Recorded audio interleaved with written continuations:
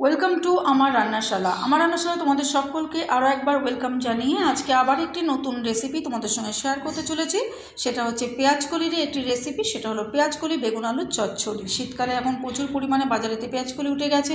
সেই পেঁয়াজকলিরই চচ্চড়ি আমি কিভাবে তৈরি করছি, কী কী দিচ্ছি, সবটাই রান্না করতে করতে শেয়ার করব। তবে খুব কম উপকরণে চটজলদি রেডি হয়ে যায় এই রেসিপিটা। এটা গরম গরম ভাতের সঙ্গে অসাধারণ লাগে। এই একটা পদে সমস্ত ভাত খাওয়া হয়ে যায়, আর ভাত ছাড়াও রুটি পরোটার সঙ্গেও দুর্ধর্ষ লাগে। চলো তাহলে দেখতে থাকো আমি কিভাবে রেসিপিটা তৈরি করছি। পেঁয়াজকলি এই রেসিপিটা তৈরি করবার জন্য আমি এখানে কচি কচি পেঁয়াজকলি নিয়ে নিয়েছি। এখানে টোটাল 150 গ্রাম মতন পেঁয়াজকলি আছে। এখন তো শীতকালে বাজারে এখন প্রচুর পরিমাণে পেঁয়াজকলি কচি কচি উঠে গেছে।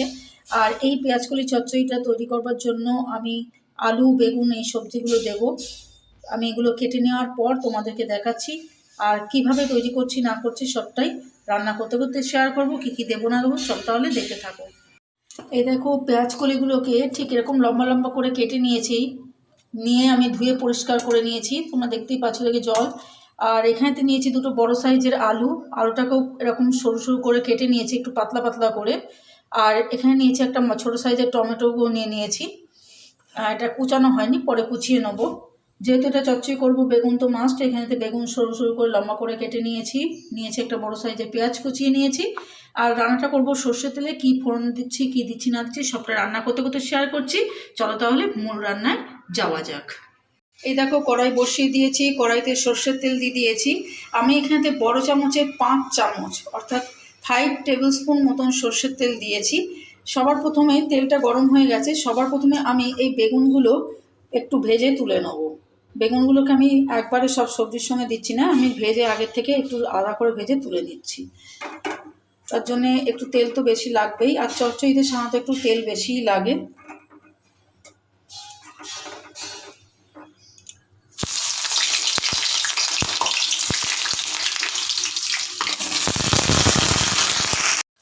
সব বেগুন দিয়ে দিয়েছি, দিয়ে এবার আমি তেলের মধ্যে একটু উল্টে পাল্টে একটু লালচে লালচে করে ভেজে নেব।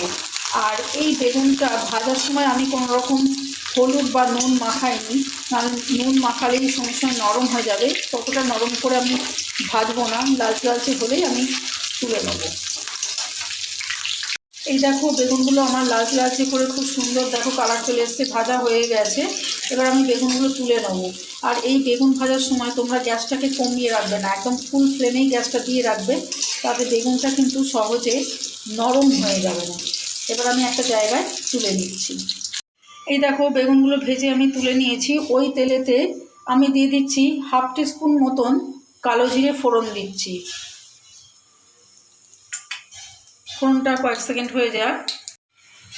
এই দেখো ফোড়নটা হয়ে গেছে। এবার আমি কেটে রাখা আলুগুলো এর মধ্যে দিয়ে দিচ্ছি।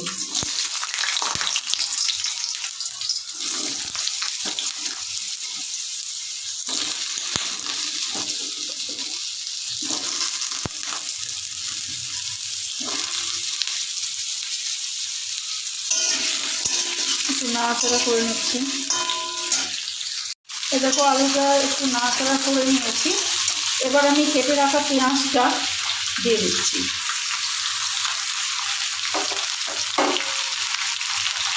পেঁয়াজ আর আলু আবার একটু নাড়াচাড়া করে নেব।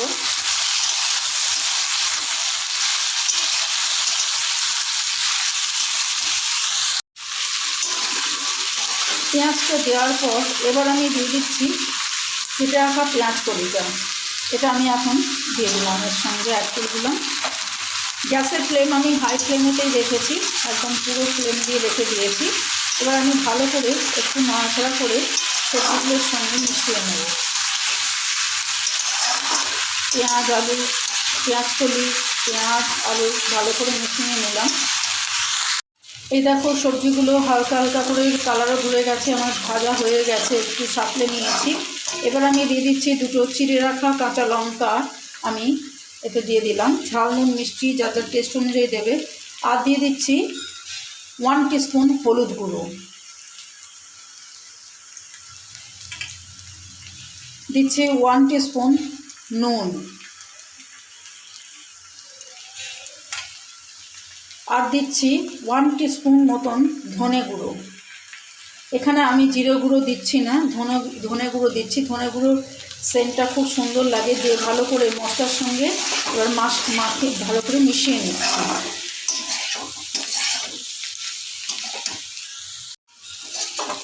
আর এবার এমনি দিয়ে দিচ্ছি একটু কালারের জন্য সামান্য একটু কাশ্মীর রেড চিলি পাউডার। আমি এখানে লঙ্কার গুঁড়ো দিচ্ছি না, ঝালটা যার যার টেস্ট অনুযায়ী দেবে।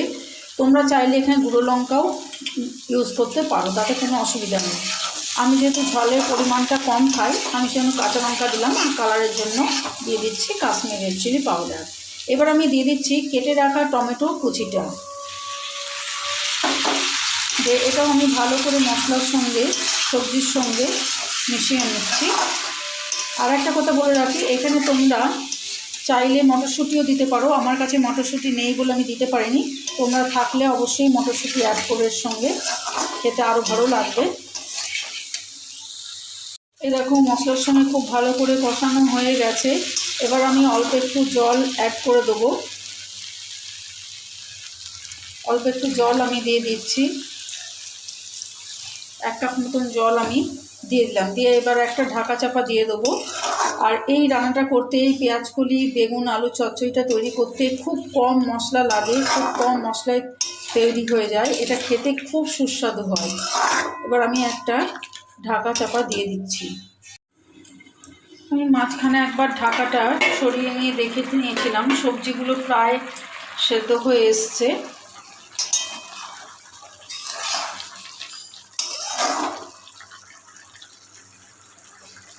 দেখো আলুগুলো সেদ্ধ হয়ে গেছে। এবার আমি দিয়ে দিচ্ছি ধনেপাতা কুচি।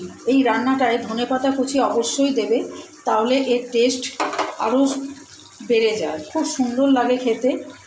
ধনেপাতা কুচি তোমরা যতটা চাইবে, মনে যেরকম লাগবে সেরকমই দেবে, যে যতটা ভালোবাসো পছন্দ করো। দিয়ে এবার আমি ভালো করে মিশিয়ে দিচ্ছি।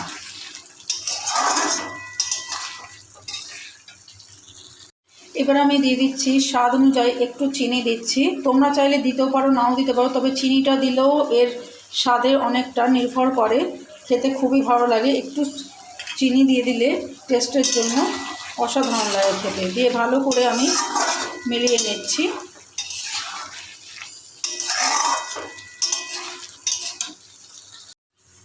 এই দেখো পেঁয়াজকলি জল অনেকটাই টেনে গেছে। এবার আমি সবার শেষে দিয়ে দিচ্ছি বেগুনটা। বেগুনটা ভাজা ছিল বলে আমি বেগুনটা এখন অ্যাড করছি। এবার আমি বেগুনটা দিয়ে দিলাম। দিয়ে এবার ভালো করে পেঁয়াজকলি আলুর সঙ্গে মিলিয়ে নেব। এই দেখো পেঁয়াজকলি বেগুন আলুর চচ্চড়ি আমার একদম রেডি হয়ে গেছে, একদম সুন্দরভাবে রেডি হয়ে গেছে। এবার আমি তোমাদেরকে পরিবেশন করে দেখাচ্ছি, চলো।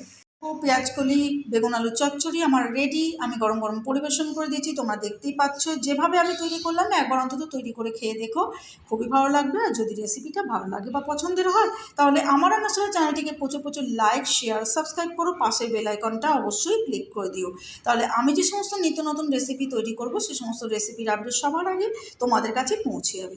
কমেন্ট করে অবশ্যই জানিও বন্ধুরা কেমন হয়েছে রেসিপিটা। তোমাদের মূল্যবান কমেন্টের অপেক্ষায় আমি থাকবো।